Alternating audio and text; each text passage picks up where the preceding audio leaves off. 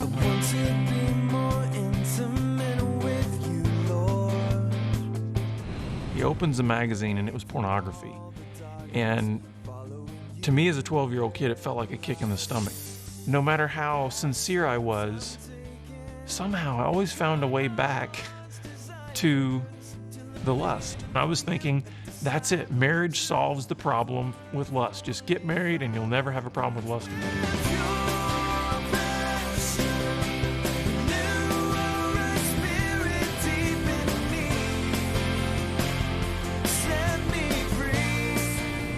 I mean, it's just, lust's mantra is more, more, more.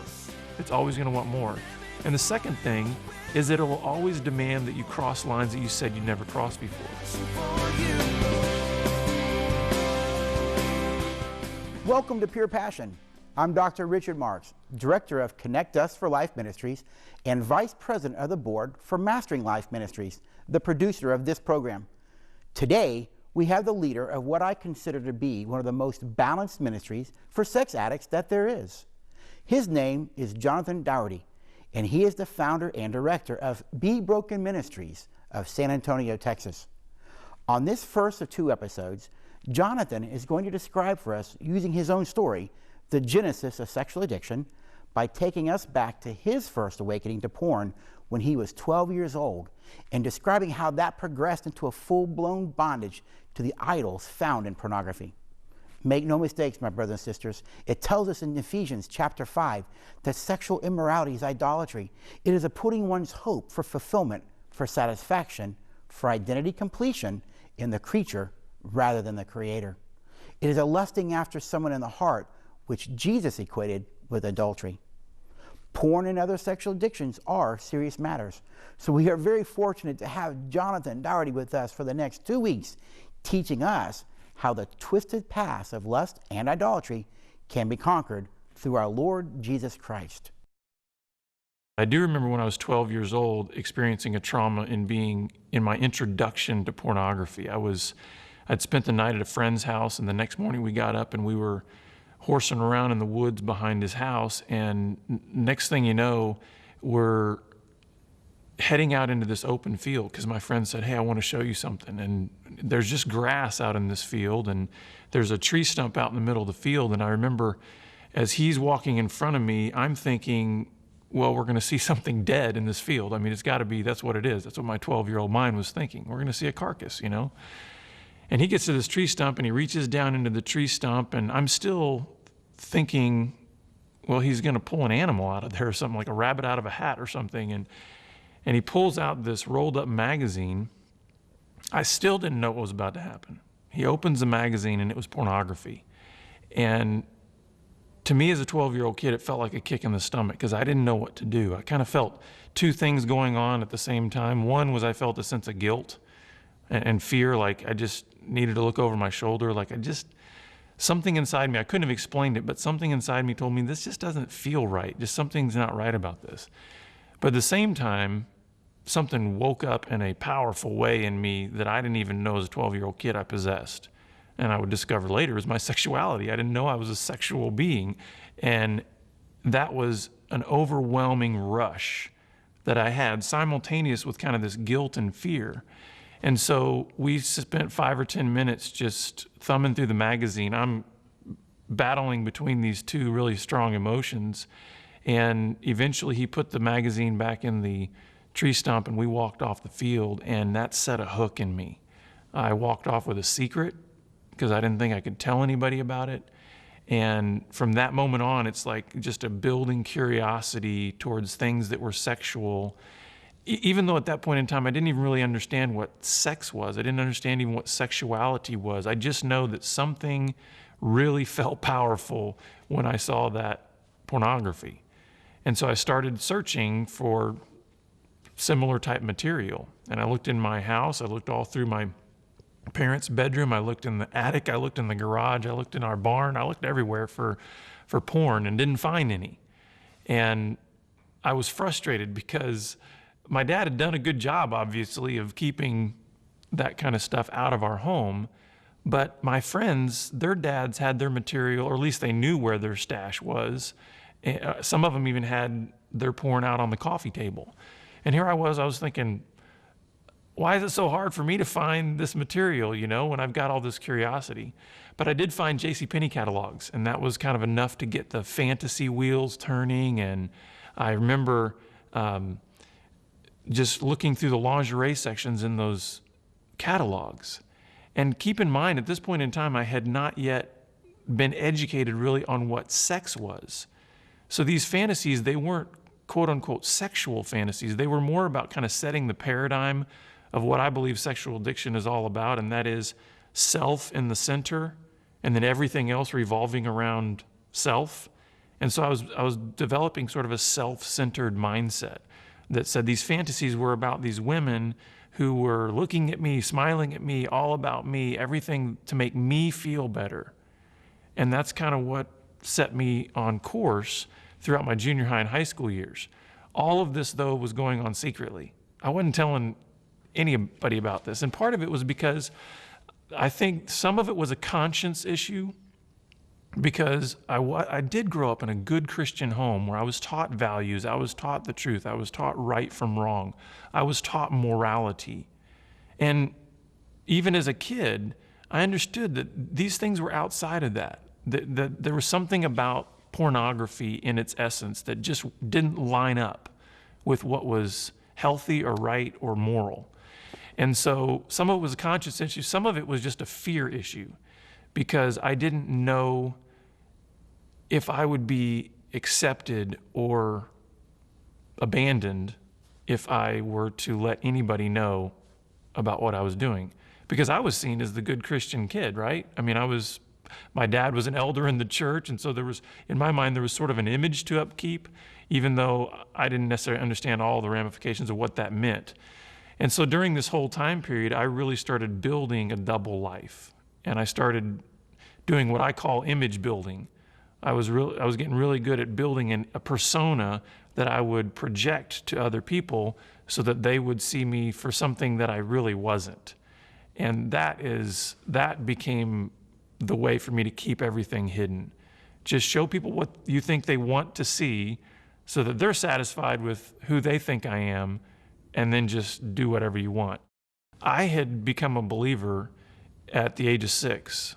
I mean, even at the age of 6, I understood enough about the gospel that I was able to express faith in God through Christ. And so that was where some of the confusion came throughout my building addiction, was as I got further and further into my addiction, lots of doubts crept into my mind about the validity of what happened spiritually as a 6-year-old kid. But as I look back on it, I think that as I was growing in this secret addiction, as it was becoming more about pornography, and eventually it included masturbation, and eventually led to actual encounters with other people, the fact, I think, that there was such a tension and such a weight because of my growing divide between who I was presenting myself to be and who I was on the inside, it actually ended up in my recovery confirming to me what happened as a 6-year-old kid, that I don't believe that some of the weight that I was carrying through my addiction would have been as heavy had I not actually had the Spirit of God within me, convicting me and grieving and calling me back, I just became good at not listening because I was listening more to the addiction and more to the lust than I was to the still small voice of the Lord asking me to change my ways. I did not love the addiction. I hated it. And part of it was, sort of a self-hatred because, hey, who was doing the behavior? Me. So eventually, I started, so much shame was built up that I did develop sort of a self-hatred. And then the line between me understanding who I really was in Christ versus who I was in my behavior became totally blurred, to the point where I really did see myself as a despicable, shameful, just loathsome person. And so there was a lot of self-hatred. I confessed 1,000 times. I confessed 10,000 times. And that's what always brought so much frustration, was I just had this assumption that the way God worked in these types of situations, when you've got a sort of a besetting habitual sin, my mind, even as a kid, was that, well, it says if you confess, you're forgiven and cleansed of all unrighteousness. And I thought that was an instantaneous thing that meant every urge is now removed from me, and therefore every temptation is removed from me. And it didn't happen that way. It wasn't like a thing where I'd come, and I always felt like I was authentic and genuine in my hurt and in my brokenness and in my confession. But it seemed to me that no matter how sincere I was, somehow I always found a way back to the lust. Somehow I always found a way back to those behaviors. Because all these confessions, they were authentic, they were genuine, but they were all isolated and secretive. I was confessing all this sort of in my closet, so to speak. And no one else knew about what was going on. And I think for me, that's where a lot of the doubts about God started coming in. Was God powerful enough? Does he love me? Does he care? I mean, because if he does, wouldn't he just take it all away? And that was where a lot of confusion came from, because I hadn't quite understood yet the dynamic of what God wants in community and relationship as part of the healing process from an addiction. Pure passion, a heart that beats for Christ alone. Pure passion. Of course, I had no idea as a teenager what was chemically going on. I've learned a lot since then in the fact of just how powerful a drug our sexuality can be if it's abused. The place in your brain in which pleasure chemicals are released for orgasm is the exact same place in your brain that those pleasure chemicals are released for heroin or cocaine addiction. So it's a powerful thing. You put that sort of possibility in the hands of a 14-year-old kid, that anytime he wants to change his mood, all he's got to do is go masturbate and fantasize, and next thing you know, he's having a high, he's having a rush. And that's why I was so hooked in those early years, in those teenage years, of just wanting to change my mood and be able to do it in a very powerful way. And I think what was happening is that connected to a spiritual thing that was going on was that I was growing more and more numb spiritually, because the more I would engage in these physical behaviors that were clearly outside of the boundaries of what God has established for how our sexuality is to be expressed, it's like with each experience, I was just getting a little more numb, a little more deaf and blind to the voice of God. It's like the sun setting.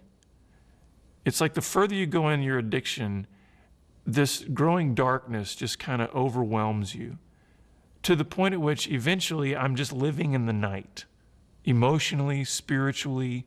It's like the light went out. Now that's from my perspective, from an emotional standpoint and from how I felt. That didn't necessarily represent the truth of the matter. It's not like God left me, but in terms of the numbing effect and just the atmosphere in my being from continually giving in and saying yes to my lust, it's like a sort of death and darkness came over me. I think of it in terms of, the passage that says the wages of sin is death. It's like that's a statement about what happens as we pay into sin and we keep paying into sin. It brings us a type of death. As I got through high school, everything to that point had been just a growing addiction of fantasy, pornography, masturbation. It hadn't yet gone into like, quote unquote, real encounters. But that all changed in college. It's like I got more freedom, or what I considered to be freedom, meaning I wasn't having to live under my parents' roof. I could do whatever I want, whenever I wanted. And so I started playing out some of these fantasies with some girls. I started having these sexual experiences. And what's interesting is I didn't abandon my Christian life, so to speak. I was still leading Bible studies at one of the campus ministries there. But I kind of became what I call daytime me and nighttime me. And so daytime me is over here leading these Bible studies at a Christian ministry, and nighttime me is on the other side of town at night doing things that I don't want daytime me people to know about. And so I kind of juggled these two worlds. And the tension just grew. because I don't think God intended any of us to live divided lives. We were to live transparent, integrity, lives of integrity, and not be divided like that. And so as the tension mounted, I kept wanting solutions, and I did all the confession stuff, and it just seemed like I just could not break free. And then I met a girl in my junior year in college that just totally wowed me. Just totally impressed me. She was an amazing Christian girl, and the first thing I noticed about her was that there just seemed to be no pretense, no facade, no mask. And that was very unusual because, unfortunately, to that point in my life, being involved in a lot of Christian circles, I'd become very accustomed to seeing the mask, seeing people just kind of put the veil over their eyes, and you're not getting in to any part of who they really are. It's just going to be what I call putting on Sunday's best, and that's not just clothing. It's like they just put on the face. But this girl was different. She didn't have any of that, and so it kind of mesmerized me, and I started pursuing her. But I was presenting to her the image. I was presenting to her daytime me. And I tell guys this all the time, the image we build is just like a fantasy. It's perfect.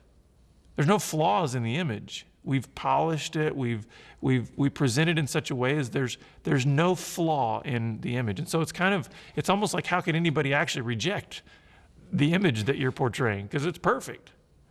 And so she fell for me, and she fell for the image, and we started dating, and it really got serious eventually. Not physically, but it got serious in the fact that she was the real deal. And as we got even more serious to talk about marriage, I started feeling those old feelings of guilt, because I felt like I was committing some sort of like relationship fraud. Here she's being real with me because it's obvious she's the real deal, and I am only giving her the tip of the iceberg. And so I did end up confessing to her that I wasn't a virgin, because I felt like there's no way I can live with myself if I go into this marriage without her knowing something of what my history is like. And that was a difficult thing for her to get over and to get through, but she eventually did, and she said, listen, I love you, and I still want to marry you. And that's when I tucked things away. Two things happened at that point when she said that she wanted to move forward. The first one was that I knew that I was marrying up. She was way out of my league.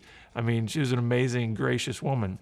But the second thing that happened was I decided I would never tell her anything else about any other part of the secret. And this is a common thing that I think happens with a lot of folks. Not that we're trying to say, I'm not going to tell anything else so that I can keep putting a whole bunch of things into the dark. The idea is I'm not going to tell her anything else because, hey, we're going to start something totally new. This is going to be a fresh start, and therefore I'm never going to go back to that anymore.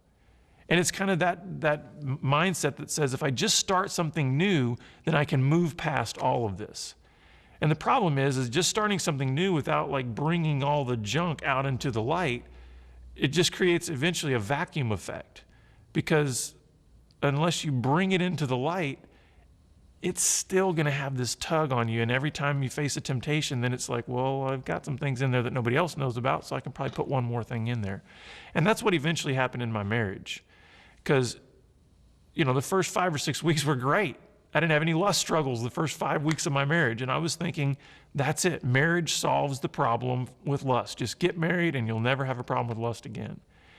And then after the honeymoon period was over, I started realizing we were extremely different. Not just different, we were opposites. And as with any relationship, that created some stress. And my stress reliever was always to go back into the porn and the lust. And so that's what I started doing. And now, though, I had to go a little deeper and be a little more secretive because I'm living with my wife, and there's a little bit more logistical issues in trying to hide everything that I was doing. First year we got married, I ended up getting a computer, and that was when the internet was brand new, and we got dial-up access, and I started looking at porn again. Even when it took, 20 or 30 minutes for one picture to download, I started getting hooked again on porn.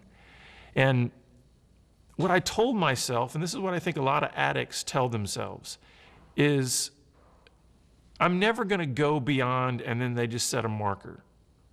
It's just an arbitrary based on what they think they're never going to go beyond. The problem is there's two things I've learned about lust. And one thing is that lust is never satisfied. It's never satisfied. I mean, it's just, lust's mantra is more, more, more. It's always going to want more.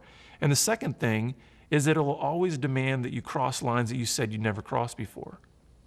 Because the whole not being a virgin thing before I was married, I'd actually made a decision when I was a freshman in high school, an authentic, genuine, passionate decision that I would remain pure until I was married.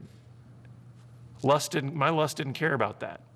It always wanted more, and it eventually demanded that I cross that line. Pure passion that beats for Christ alone. Pure passion.